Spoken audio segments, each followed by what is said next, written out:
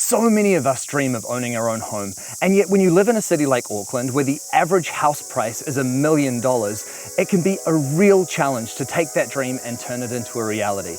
Today though, we're about to meet a young woman who thought outside the box and decided to get started on the Auckland housing ladder by buying a tiny house on wheels.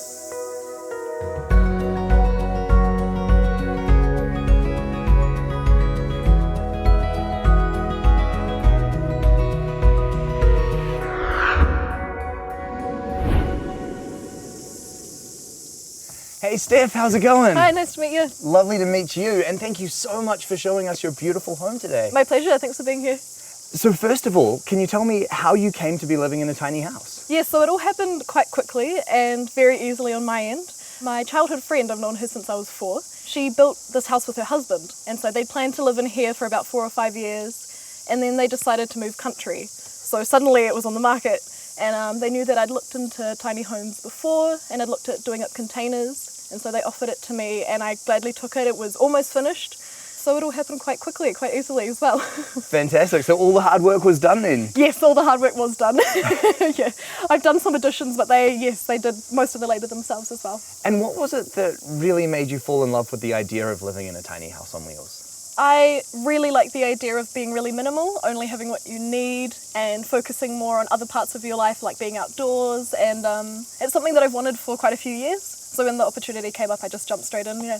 I fell in love with the idea of living in a tiny house when I started looking at alternatives for living in Auckland, basically, and just sort of alternate ways of getting onto the ladder. And I liked the idea of also always being off-grid. That's always been a goal. Having a big garden, having a grey water system, those have always been things that I found very cool that my family's done that I wanted to continue.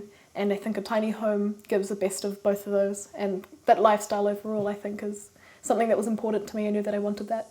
And the parking spot that you found for the house, this really is quite something. You've got sea views and everything. How did you come by this? Yeah, the view's awesome. This was where they were going to live on the land, so they had already arranged to lease the spot, and because of that reason it was still available, so I just moved it here as well, like they were going to. So that also happened really easily too.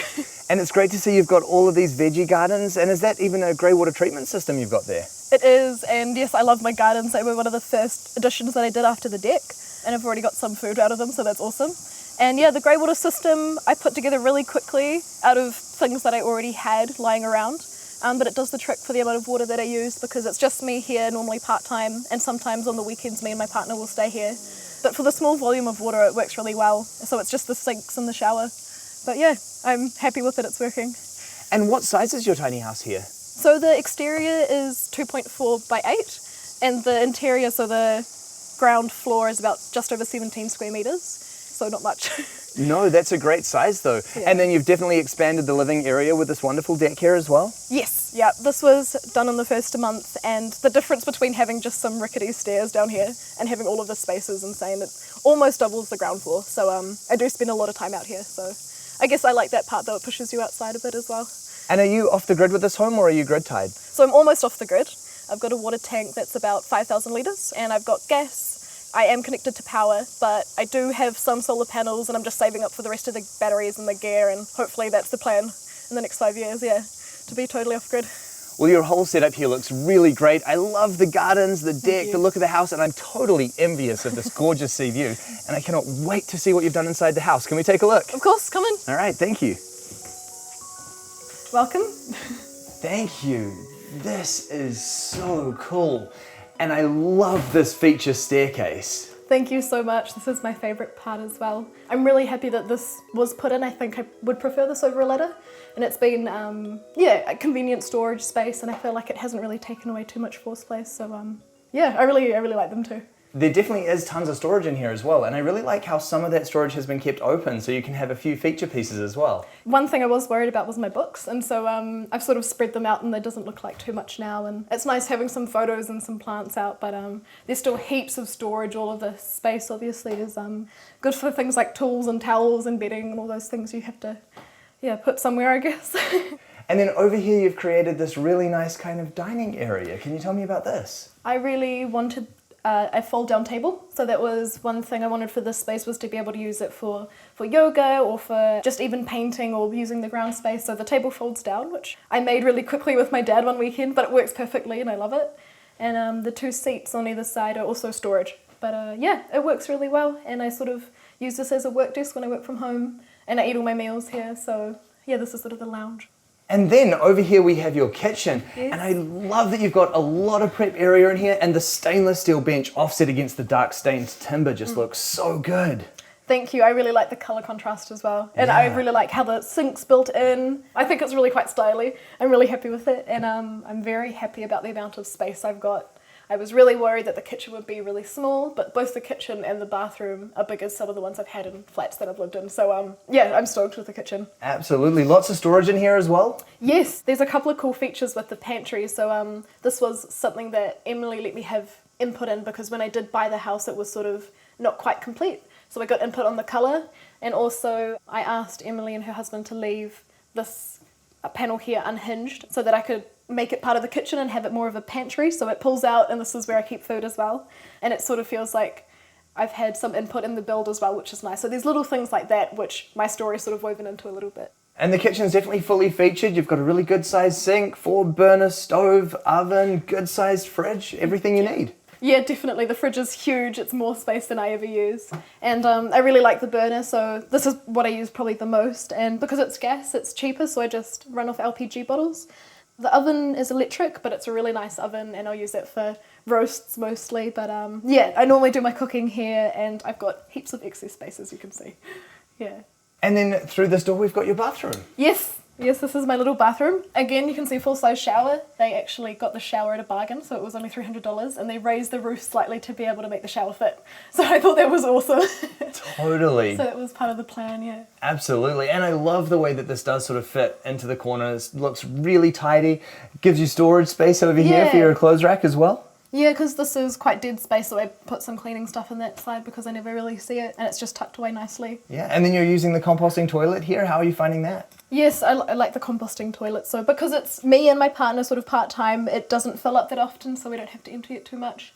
But I find that it doesn't really smell. I think we sort of both had this idea of a long drop and those kind of bugs and smells, but it's really completely different. Like, I was really impressed when I first started using it and realised that it is quite a normal toilet at the end of the day. Yeah. And then upstairs here we've got your dual lofts. Yes, this is the guest loft, and the space is sort of designed to be multifunctional as a guest space but also a lounge. Right.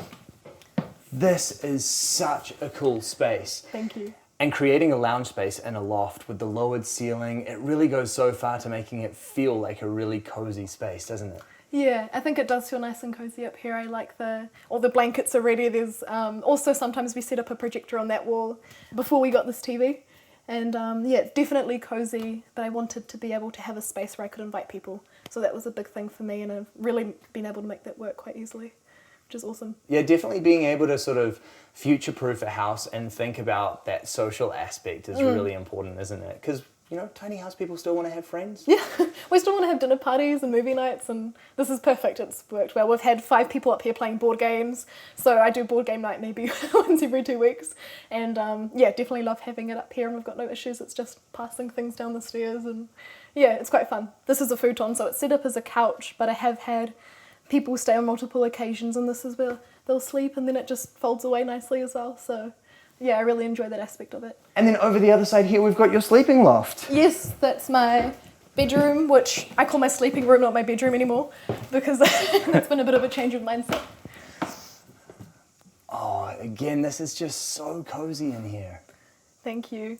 This is one place where I actually don't mind the lower roof. I think initially that was something I sort of thought that'll be an adjustment, but I sort of made the mindset of this is where I sleep, and this is where I keep my clothes, but it's not a bedroom, and so yeah, I quite like the lower roof. I actually think it makes it nice and cozy, and yeah, I store my clothes up here, but apart from that, it's sort of just the sleeping room.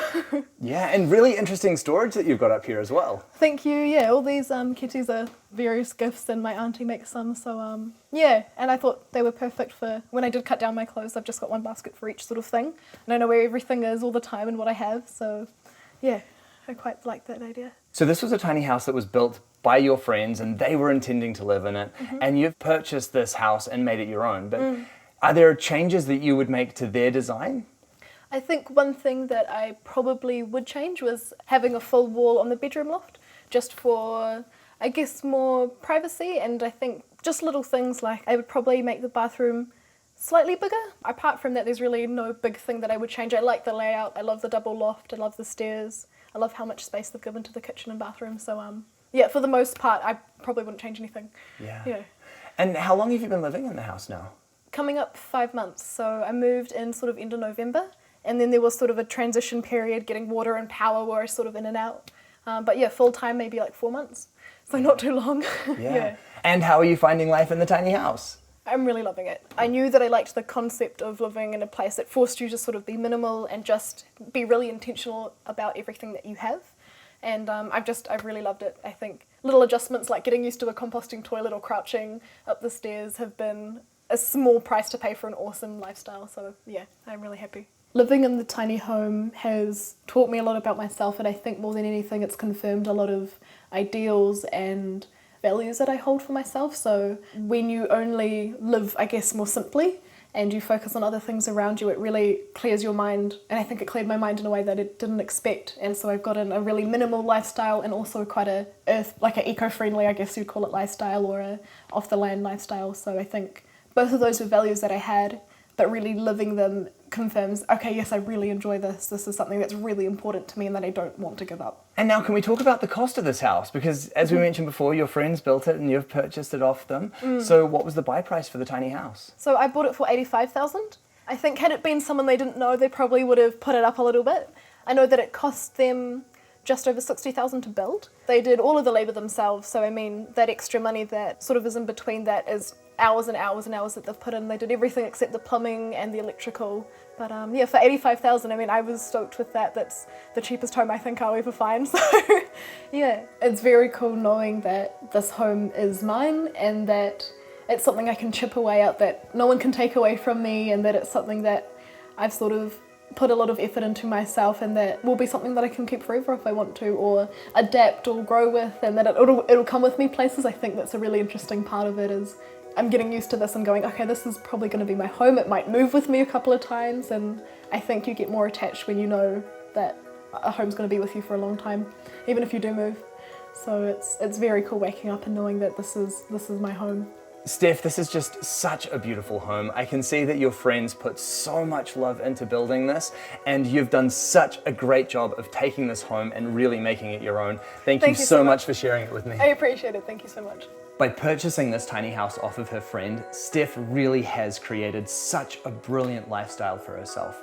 This home is beautiful, it's open, it's multifunctional, and totally cozy with absolutely everything that she needs. Add to that the incredible outdoor area and the beautiful views, and this really is a wonderful place to call home.